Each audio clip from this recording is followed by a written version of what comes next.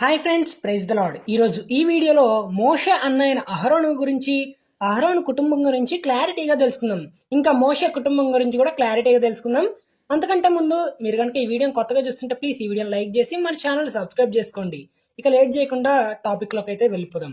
ఇస్రాయేల్గా మారిన యాకోబుకి 12 మంది కుమారులు. వారిలో ఒకడు లేవి. లేవి కుమారుల పేర్లు ఏంటంటే, లేవికి కుమారులు ఎంతమంది ఏంటి అనేది చూస్తే గెర్షోను, కహాతు, మెరారి. ఈ వంశావళి అనేది నిర్గమకాండం 6వ అధ్యాయం 14వ వచనం నుండి క్లియర్ గా ఉంటుంది. వీలైతే చదవడానికైతే ట్రై చేయండి. గెర్షోను కుమారులు లిబ్ని, షిమి.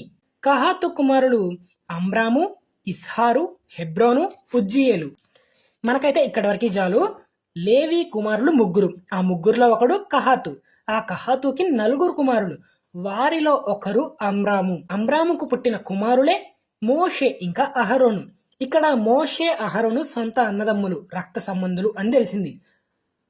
అమ్రాము పెళ్లి చేసుకున్న స్త్రీ పేరు యోకెబేదు. అంటే ఈ యోకెబేదు మోషే అహరోను మిరియామును కనిన స్త్రీ, అంటే వాళ్ళ అమ్మ. యోకెబేదుకి పుట్టిన పిల్లలు మోషే అహరోను మిరియాము. ఇక్కడ అమ్రాము యోకెబేదుకి మేనత్త వరుస అవుతుంది. ఇక్కడ నిర్గమాకాండం 6వ అధ్యాయం 20వ వచనం ప్రకారం అమ్రాము అంటే అర్థం వచ్చేసి అనుభవం లేనివాడు. యోకెబేదు అంటే అర్థం యెహోవా మహత్యం గలవాడు. ఇక్కడ మీకు ఒక చిన్న క్లారిటీ. నిర్గమ 2వ అధ్యాయం 1వ వచనం ప్రకారం లేవి వంశస్థుడు ఒకడు వెళ్ళి లేవి కుమార్తెను పెళ్లి చేసుకున్నాడు. లేవి వంశస్థుడు ఒకడు ఈ అమ్రాము, లేవి కుమార్తె ఈ యోకెబేదు. వీళ్ళిద్దరూ వివాహం చేసుకుంటారు. వీళ్ళిద్దరికి కలిగిన కుమారులు 3. నిర్గమకాండం 2వ అధ్యాయంలో క్లియర్ గా వివరిస్తుంది. నిర్గమకాండంలో ఇంకొక విషయం కూడా క్లారిటీ. మిరియాము కూడా ఉంటుందన్నమాట 2వ అధ్యాయంలో. మోషే తల్లి 3 నెలలు దాచి మోషేని జమ్ముపెట్లో పెట్టి నదిలో పారేస్తుంది. ఇక్కడ మనం గమనిస్తే నిర్గమకాండం 2వ అధ్యాయం 7వ వచనం ప్రకారం సరిగ్గా చూస్తే అప్పుడు వారి అక్క అంటే మోషే అక్క అయిన మిరియాము ఫరో కూతురితో ఈ పిల్లాన్ని పెంచడానికి హెబ్రీ స్త్రీలలో దాదిని పిలుచుకొని వచ్చేనా అని అంటుంది కదా. ఆమె మిరియాము యోకెబేదుని తీసుకొని వస్తుందన్నమాట. మిరియాము అహరోను తర్వాత పుట్టినవాడే ఈ మోషే. ఇక్కడ యోకెబేదు పిల్లల్ని దేవుడి సన్నిధిలో నడిపించిందనమాట. యోకెబేదు సేవకు సమర్పించింది. ఇక్కడ మోషే ప్రవక్తగా కనిపిస్తాడు, అహరోను యాజకునిగా కనిపిస్తాడు, మిరియాము స్త్రీలలో ఫస్ట్ ప్రవక్తినిగా కనిపిస్తుంది. మోషే మిద్యాను యాజకుడైన ఇత్రో కుమార్తె సిప్పోరాను పెళ్లి చేసుకుంటాడు. 2 పిల్లలు అంటాడనమాట. తర్వాత మోషేకి 2వ భార్య కూడా ఉంటుంది. ఆమె పేరు ప్రస్తావించబడలేదు కానీ సిప్పోరా తర్వాత కూషు దేశపు స్త్రీని పెళ్లి చేసుకున్నాడు. తర్వాత అహరోను అమ్మీనాదాబు కుమార్తె ఇంకా నయస్సోను సహోదరి అయిన ఎలీషబను పెళ్లి చేసుకున్నాడు. వారికి పుట్టిన వాళ్ళు నాదాబు, అబిహును, ఎలియాజరు, ఈతమారు. ఇక్కడ ఇంకా అహరోను భార్య అయిన ఎలీషబ కుటుంబం గురించి మత్తయి సువార్త 1వ అధ్యాయం 4వ వచనం చూస్తే క్లియర్ గా ఉంటుంది. ఈమె యూదా గోత్రం నుండి వచ్చింది. అంటే రక్త సంబంధులే. యూదా గోత్రం నుండి వచ్చింది. ఎలా అంటారా? యెస్రోము ఆరామును కనెను, ఆరాము అమ్మీనాదాబును కనెను, అమ్మీనాదాబు నయస్సోనును కనెను. ఈ అమ్మీనాదాబు కూతురు ఎలీషెబ. ఇది మోషే అహరోను మిరియాము కుటుంబం గురించి. ఇక్కడ దేవుడు మోషేతో పాటు అహరోనుని మోషేకి తోడుగా ఐగుప్తి నుండి బయటకు తీసుకుని రావడానికి ఎన్నుకున్నాడు, నియమింపబడ్డాడు. మోషే నాయకత్వంలో ఐగుప్తి నుండి బయటికి నడిపించాడు అనమాట. ఇక్కడ దేవుడు మోషే ఒక్కడే లేడు, మోషేతో పాటు అహరోను కూడా ఉన్నాడు. చాలా మంది అహరోను గురించి తక్కువగా అంచనా వేస్తున్నారు. కానీ ఒకసారి క్లారిటీగా వినండి. మోషే దేవుని మీద భయభక్తులు కలిగి జీవించినట్లే అహరోను కూడా దేవుని యందు భయభక్తులు కలిగి జీవించాడు. కానీ మోషే దేవుని దగ్గరికి రాతి పలకలు ఆజ్ఞల కోసం సినాయి కొండ మీదకి వెళ్ళినప్పుడు 40 రోజులు అవుతుంది, 40 రాత్రులు 40 పగళ్ళు అవుతుంది. మోషే ఏమైపోయాడో మాకు తెలియదు అని ఇశ్రాయేలీలు అంటారు. అప్పుడు అహరోను బంగారు దూడని చేసి విగ్రహం అనేది బంగారంతో పోత పూస్తాడనమాట. దానికి ఒక బలిపీఠం అనేది కట్టిస్తాడు అనేది చూస్తాం. నిర్గమకాండం 32వ అధ్యాయంలో కనిపిస్తుంది. మీకు ఇక్కడ ఇంకొక విషయం క్లారిటీ. మీరు కూడా ఒకసారి ఆలోచించడానికి అయితే ట్రై చేయండి. ఇశ్రాయేలీలు ఐగుప్తులో నుండి మోషే నాయకత్వంలో బయటకు వచ్చిన తర్వాత కూడా పాపాలు చేస్తూనే ఉన్నారు. మోషేని సనిగారు, గొనిగారు, దేవునికి విరోధంగా ఉన్నారు. దేవుడు ఎన్ని అద్భుతాలు చేసినా మోషే ఉన్నప్పుడు మంచిగానే ఉన్నారు. వారికి మోషే మీద దేవుని మీద నమ్మకం లేదు. మోషే వెళ్ళి 40 రోజులు అవుతుంది, బ్రతుకున్నాడో లేదో మాకు తెలియదు అని సనుగుతూ గొనుగుతూ అప్పుడు అహరోను, మిరియాము, యెహోషువ ఎంతమంది వ్యక్తులున్నా మీరు అర్థం చేసుకోవాల్సింది ఏంటంటే ఇక్కడ వాళ్ళు వినేలా లేరు. మోషే ఏంటంటే దేవుడితో మాట్లాడతాడు కాబట్టి మోషేకి భయపడ్డారు. ఇక్కడ అహరోను గద్దించలేదు. ఎందుకంటే అహరోను భయపడ్డాడు. ఎందుకంటే వాళ్ళంతా ఈ అహరోను చెప్పిన మాట వినేటట్టు లేరు.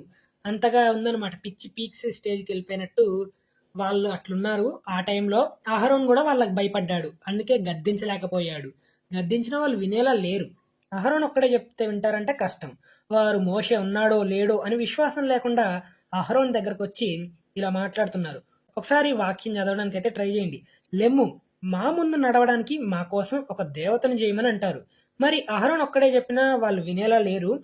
ఇక ముందుకు వెళ్ళిపోతే అప్పుడు ప్రజల దగ్గర ఉన్న బంగారంతో దూడం చేస్తాడు.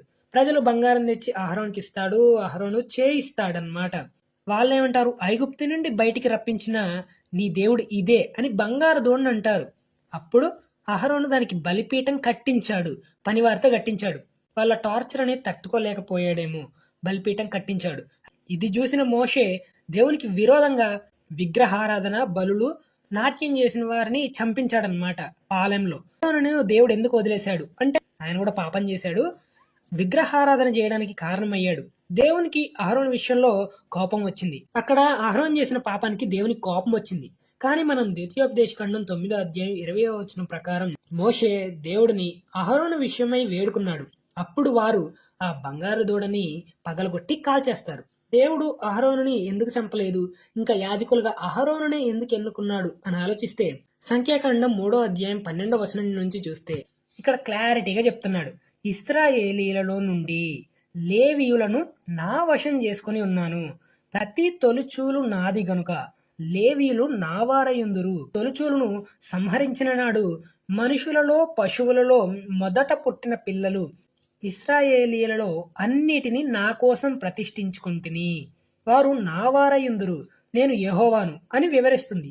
అంటే అహరోను దేవుని ఏర్పాటులో ఉన్న, ఇంకా అహరోను మోషేకి తోడుగా ఉన్నాడనమాట మాట్లాడటంలో. అహరోను దేవుడు ప్రేరేపించిన ఇంకా పలికించిన మాటలు మాట్లాడిన వ్యక్తి. అహరోను దేవుని చేత పిలువబడినవాడు అని హెబ్రీయులకు రాసిన పత్రిక 5వ అధ్యాయం 4వ వచనం ప్రకారం చూస్తాం. అహరోను తగ్గింపుతో జీవించాడు. మోషే తమ్ముడు, అహరోను అన్న. తమ్ముడి కింద అహరోను తగ్గించుకొని మోషే చెప్పిన మాటలు విన్నాడు. దేవునికి విధేయత కలిగి జీవించాడు. ఇంకొక విషయం, ప్రత్యక్షపు గుడారంలో 12 గోత్రాలలో వారి పేర్లు రాసి గుడారంలో ఉంచితే అహరోను పేరు మీద ఉన్న కర్ర మాత్రమే ఒక్క రోజులో చిగురించింది. కేవలం అహరోను కర్ర మాత్రమే చిగురించింది. ఎందుకంటే సంఖ్యాకాండం 17వ అధ్యాయం 5వ వచనం ప్రకారం దేవుడు ఎవరిని ఏర్పరచుకుంటాడో వారి పేరు మీద ఉన్న కర్ర చిగురిస్తుంది అని చెప్పాడు. అహరోను కర్ర అనేది చిగురించింది, పువ్వులు పూసింది, బాదము పండ్లు గలదయ్యింది. ఒక కర్ర ఎక్కడైనా అలా సాధ్యమవుతుందా? కాదు కదా. 12 గోత్రాలలో నుండి ఒక్కొక్కళ్ళ పేరు రాస్తే అహరోనును మాత్రమే దేవుడు ప్రతిష్ఠించాడు. ప్రతిష్ఠించబడిన కర్ర మాత్రమే చిగురించింది. కర్రలు పెట్టిన తెల్లారే చిగురించింది. ఇంకా అహరోను కుమారులు కూడా పాపం చేశారు. ఎలానో చూద్దాం. దేవుడు అహరోనును అతని కుమారులను యాజకులుగా నియమించాడు, లేవి వంశస్థులను. దేవుడు అహరోనుతో చెప్పాడు, యాజకులుగా ఉన్నప్పుడు మీరు అన్యులదేది ప్రత్యక్షపు గుడారంలోకి తీసుకొని రాకూడదు అంటాడు. కానీ అహరోను కుమారులైన నాదాబు, అబీహులు అన్యుల అగ్ని అర్పించినందున వారు యెహోవా సన్నిధిలో చనిపోయారు. నాదాబు, అబీహులు దేవుడికి విరోధంగా చేశారు. వారు అక్కడే ప్రత్యక్షపు గుడారంలోనే అక్కడికక్కడే చనిపోయారు.